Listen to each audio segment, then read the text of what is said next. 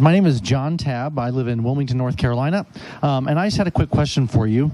Lots of times when I speak with other atheists, it's like they don't realize that atheists can also be irrational and non-skeptical.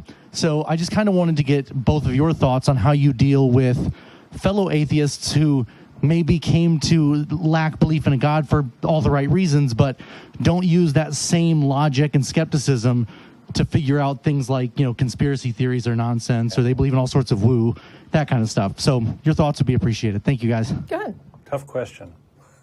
Knock yourself out, Tracie. Oh, okay. So how do we? How do we deal with that, or how do we steer around it? How do we respond to people who are like that, or people who act like that doesn't exist? Well, I think you got to go back to first principles. We want to follow the evidence where it leads. We don't want to sort of lead the evidence to some sort of conclusion.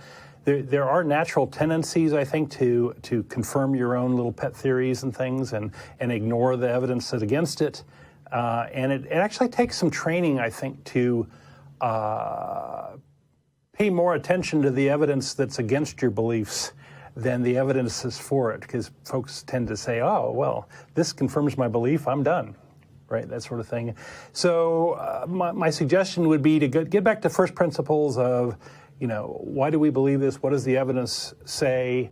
What other evidence is there? These sorts of things. And often people will be on their hobby horses or their conspiracies or whatever and go to the wrong conclusion. And sometimes it's hard to argue folks out of it. I've dealt with that with the 9/11 truthers, for example. That's been real tough, and a lot of atheists are that.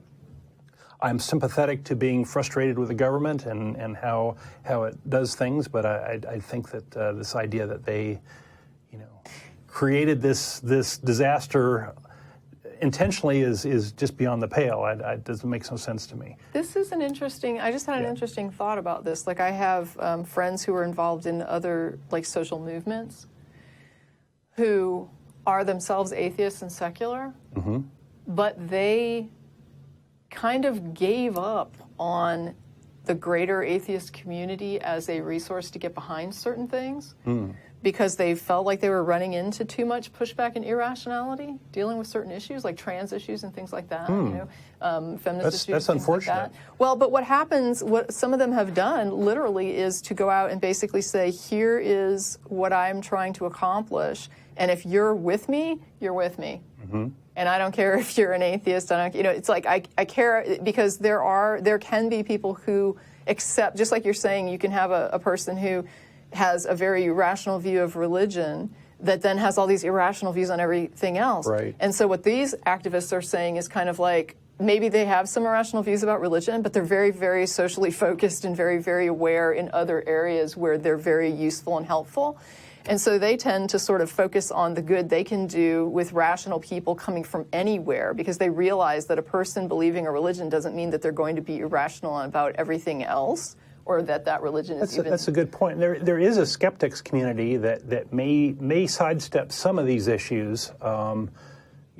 Religion is important to me because I see it doing a lot of harm in the world. But you should be skeptical about lots of things. There's all sorts of claims in the world that deserve scrutiny. Well, a lot of people have gone broader, right? There's a lot of people who have said that the atheist focus is too narrow, that just the focus against religion is too narrow of a focus, and that we should be looking at broader critical thought. And like Don is saying, they'll go out and do other groups that deal with skepticism or science. And maybe for some folks the religion thing gets a little tired, and maybe alternative medicine or ghost sightings or whatever is more interesting windmill to tilt. So I don't know if that answers your question. We That's how some people deal with it. Yeah. I don't know.